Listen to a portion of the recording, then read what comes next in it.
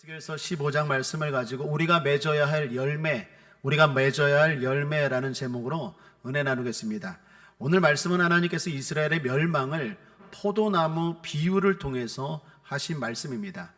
오늘도 하나님은 에스겔에게 말씀합니다. 1절을 보시면 여호와의 말씀이 내게 임하여 가라사대. 에스겔서에서 자주 나오는 말씀이죠. 여호와의 말씀이 내게 임하여 가라사대. 오늘 낮 예배 때 요나서에서도 나왔죠. 하나님의 말씀이 요나에게 임한시라. 사랑하는 여러분, 말씀이 들리고 말씀이 깨달아지는 게 진정한 복 중의 복인 줄 믿습니다. 이게 쉽지가 않아요. 세상 사람들 하나님 말씀 따분하고 믿어지지도 않고 왜 그런 시간에 내 귀한 시간을 허비하나 생각합니다. 그러나 하나님의 사람은 말씀의 사람이고 말씀의 소중함과 말씀의 능력을 아는 사람이에요. 그리고 그 말씀을 붙들고 그 말씀대로 사는 사람인 줄 믿습니다. 그런 의미에서 저와 여러분 복 중에 복 받은 사람인 줄 믿습니다. 하나님과의 소통은 우리에게 형통을 가져옵니다. 하나님이 에스겔에게 포도나무에 대해 말씀하십니다. 2절에 인자야 포도나무가 모든 나무보다 나은 것이 무엇이랴. 삼림 중 여러 나무 가운데 있는 포도나무가 가지가 나은 것이 무엇이랴. 나은 것이 무엇이랴. 나은 것이 무엇이랴. 무슨 말입니까? 나은 게 없다라는 거예요. 포도나무 그 자체로는 나은 게 없다라는 거예요. 실제로 포도나무는요, 관상용으로도 별로 좋지 않다고 합니다. 외형이 그렇게 아름답지도 않고 그렇다고 향기가 좋은 것도 아닙니다. 연료용으로도 포도나무는 별로래요. 포도나무는 불에 잘 타지만 순식간에 타버립니다. 그러니까 지속성이 없어요.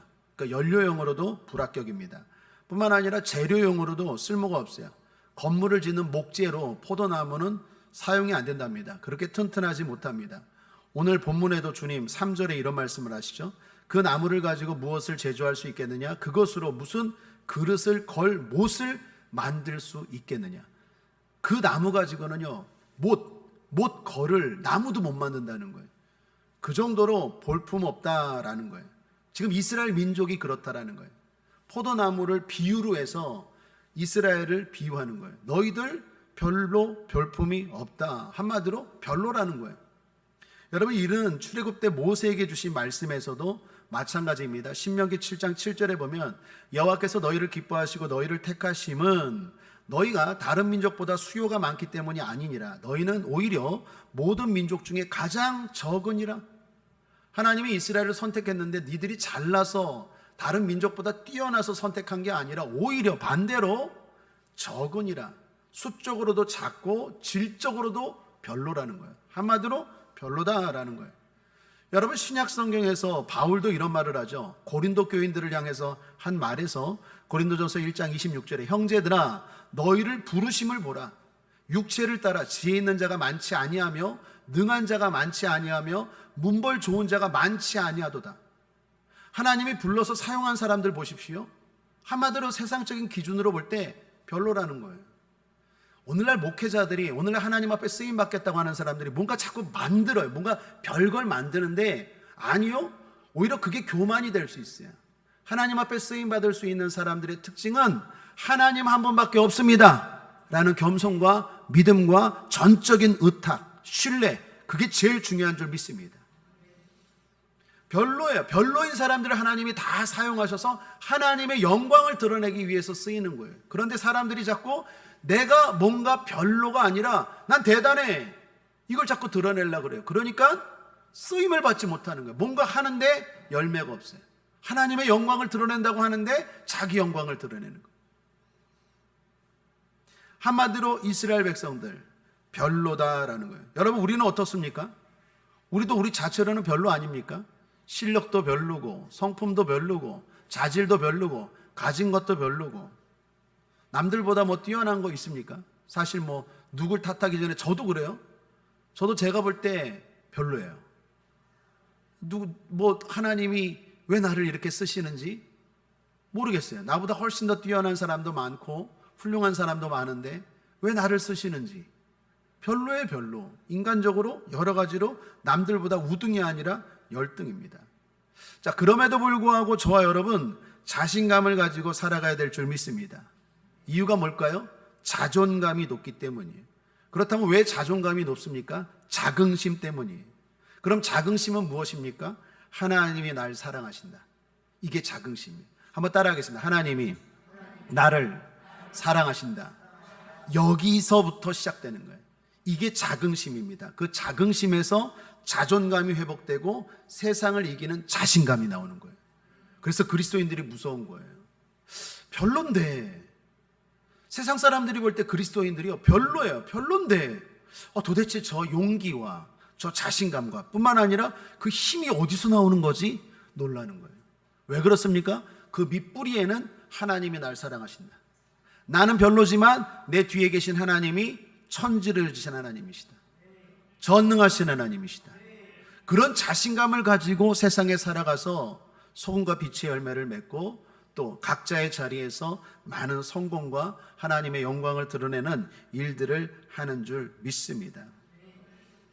그러므로 비결은 하나님입니다. 하나님 떠나서 아무것도 아닙니다. 요한복음 15장 5절 6절에 나는 포도나무요 너희는 가지니 저가 내 안에 내가 저 안에 있으면 이 사람은 과실을 많이 맺나니 나를 떠나서는 너희가 아무것도 할 수 없음이라. 사람이 내 안에 거하지 아니하면 가지처럼 밖에 버리어 말라지나니 사람들이 이것을 모아다가 불에 던져 사르느니라. 우리는 그리스도인입니다. 그리스도는 그리스도를 따라가는 사람이라는 말도 되지만 그리스도께 붙어있는 사람이라는 뜻이에요. 우리가 그리스도를 떠나 있으면 아무것도 아니에요. 나 자신으로는 아무것도 아니에요. 그러나 그리스도께 붙어 있을 때, 그리스도 안에 있을 때 우리는 세상이 알 수 없는 힘과 능력과 용기로 살아가게 될 줄 믿습니다. 자, 그런데 오늘 본문의 이스라엘은 주님을 떠났어요. 그 증거가 열매입니다. 열매가 없어요. 주님께 붙어 있으면 분명 열매가 있는데 떨어졌어요. 마치 포도나무에 붙은 가지가 열매가 맺히는 것처럼 이스라엘도 마찬가지인데 떨어졌어요. 나무에서 떨어졌습니다. 하나님을 떠났어요. 거기에다가 더욱이 타다 남았대요. 5절을 보시면 그것이 온전할 때에도 아무 제조에 합당치 않았거든 온전해도 부족했는데 하물며 불에 살라지고 탄 후에 어찌 제조에 합당하겠느냐. 하나님을 떠나서 이게 완전 불에 살라지고 타버렸어요. 포도나무 자체로도 별론데 나무에서 떨어진 가지일 뿐만 아니라 타다 남았다고 말씀합니다. 지금 이스라엘의 상태가 그렇다라는 것입니다. 그런 상황에서 무슨 열매를 맺을 수 있겠느냐라는 거예요. 결국 이것이 이 사람들의 심판의 이유였습니다. 오늘 우리도 그렇습니다. 하나님 우리에게 열매를 요구하십니다.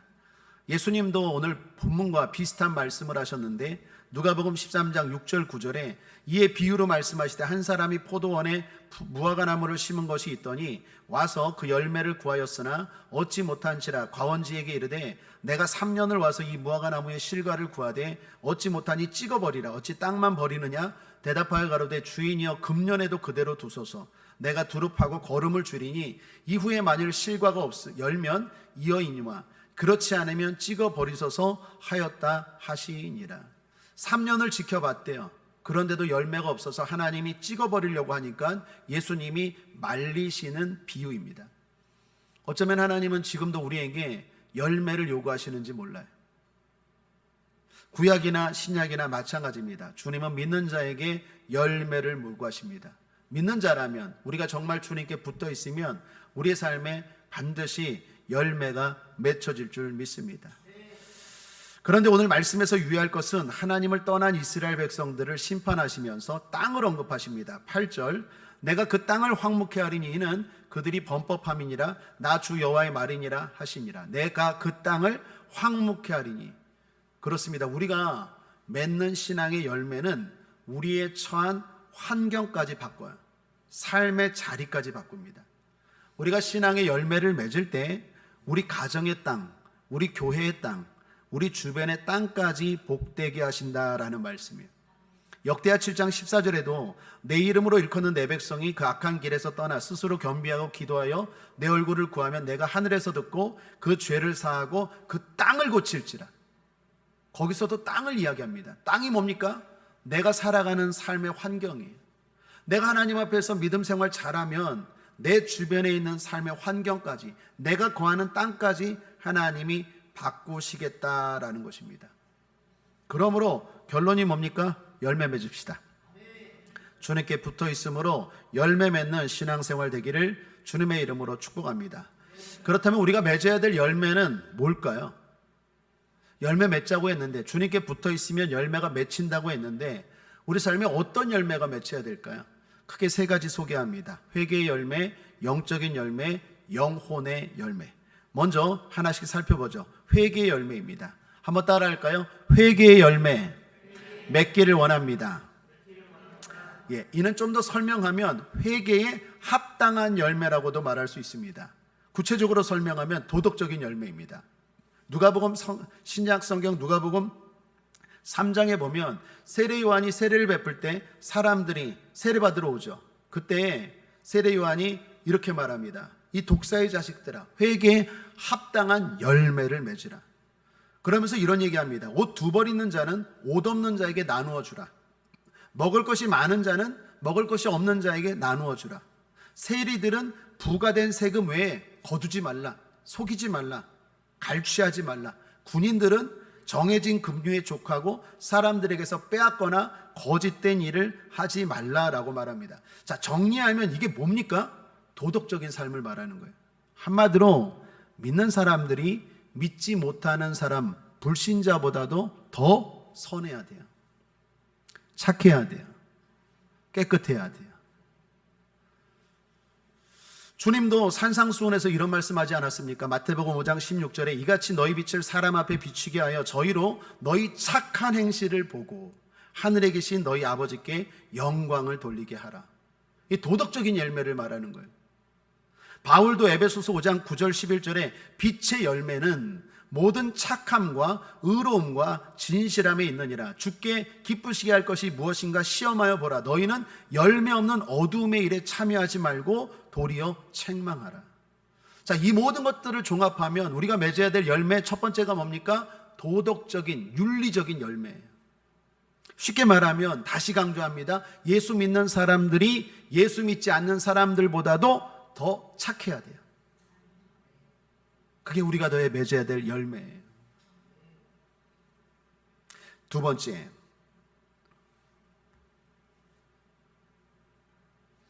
번째는 영적인 열매입니다.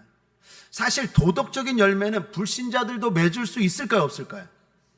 있죠. 불신자들이 신자보다 더 착할 수 있잖아요. 그리고 그런 사람들 많아요. 예수는 안 믿지만 착한 사람들 많아요.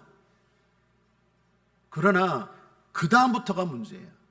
그 다음에 진짜 맺어야 되는 열매는 영적인 열매인데, 예를 들면 베드로후서 1장 5절 8절에 이런 열매입니다. 이러므로 너희가 더욱 힘써 너희 믿음의 덕을, 덕의 지식을, 지식의 절제를, 절제의 인내를, 인내의 경건을, 경건의 형제의 우애를, 형제의 우애의 사랑을 공급하라. 이런 것이 너희에게 있어 흡족한즉 너희로 우리 주 예수 그리스도를 알게 게으르지 않고 열매 없는 자가 되지 않게 하려니와. 예수 그리스도를 알기에 게으르지 않는 열매예요.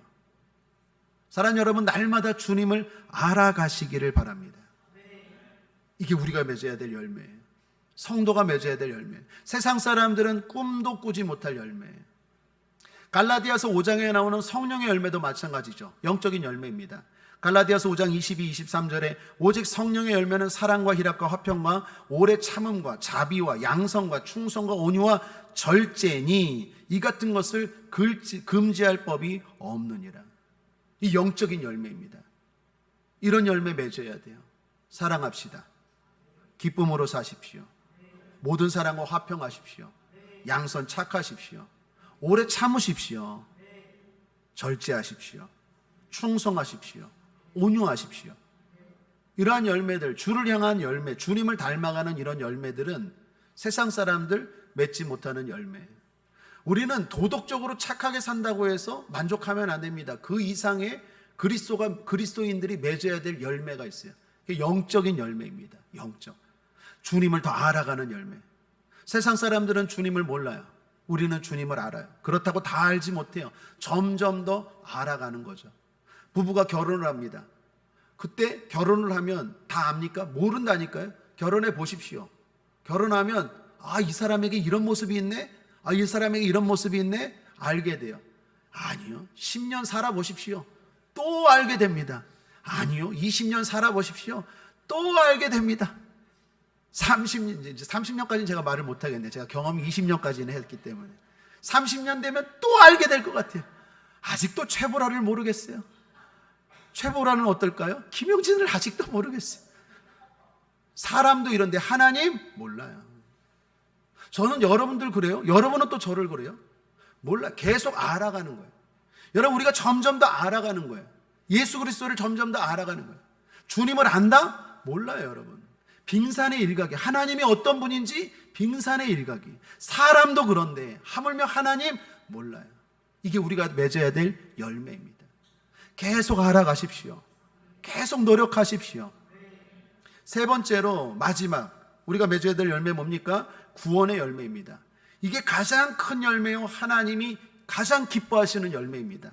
로마서 1장 13절에 형제들아 내가 여러 번 너희에게 가고자 하는 것을 너희가 모르기를 원치 아니하노니 이는 너희 중에서도 다른 이방인 중에서와 같이 열매를 맺게 하려 함이로되 지금까지 길이 막혔도다.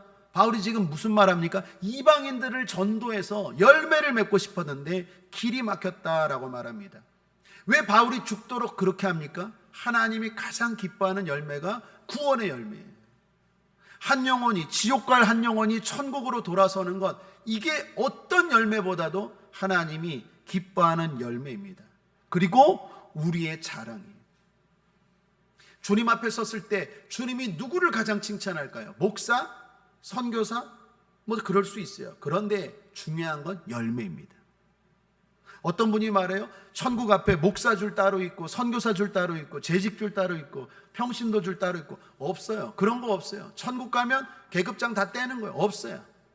우리끼리는 그렇지만 하나님 앞에 섰을 때는 딱 하나, 하나님 보세요. 열매로 그들을 알리라. 어떤 열매 맺혔는지, 새신자일지라도 영혼 구원의 열매, 하나님을 닮아가려고 하는 열매, 성령의 열매 맺었으면 맨 오른쪽에, 제일 좋은 쪽에. 저와 같은 목회자일지라도 그런 열매 못 맺으면 제일 끝줄이에요. 끝줄이. 하나님은 열매로 판단하십니다. 가장 기뻐하는 열매, 다시 강조합니다. 영혼 구원의 열매. 저는 본교회 인천수목교에 있을 때 어떤 권사님이 늘 흐뭇해하면서 이런 말하는 걸 들었어요. 저 구역장을 볼 때마다 너무 기쁘대요.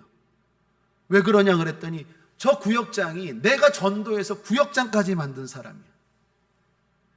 그 사람 볼 때마다 교회 오면 든든한 거예요. 웃음이 나오는 거예요. 내 열매라고. 여러분, 우리가 수요 예배 때 데살로니가전서 나누지 않습니까? 데살로니가서에서도 바울이 이런 말하죠. 데살로니가전서 2장 19, 20절에 우리의 소망이나 기쁨이나 자랑의 면류관이 무엇이냐? 주님 강림하실 때 우리 주 예수 앞에 너희가 아니냐? 너희는 우리의 영광이요 기쁨이니라. 주님 오실 때 너희들, 내가 전도한 너희들이 내 자랑이고 열매라는 거예요. 여러분은 그런 자랑 있습니까? 내가 전도해서, 내가 길러서, 내가 기도해서, 내가 믿음의 사람으로 세운 그 사람이 있습니까? 꼭 있게 되길 바랍니다.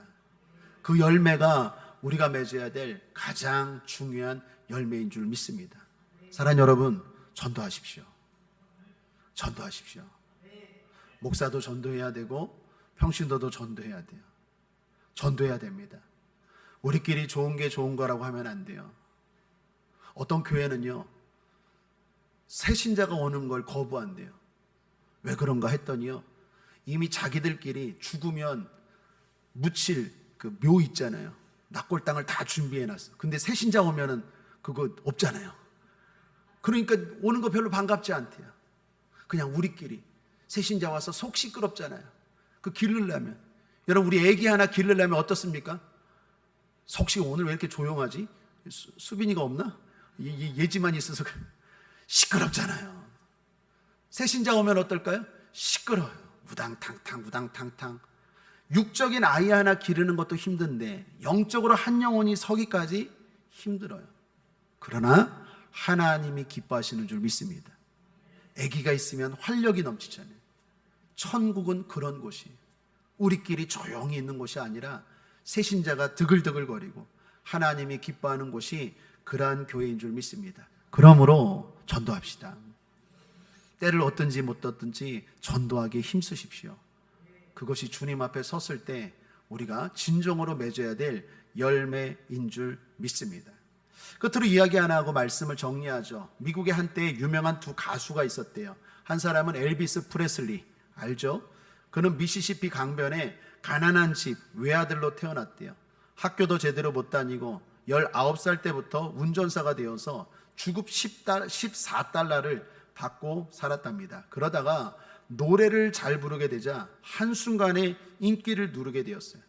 여러분 알다시피 엘비스 프레슬리는 미국 역사상 최고의 돈을 최고의 수입을 벌어들이는 가수가 되었습니다.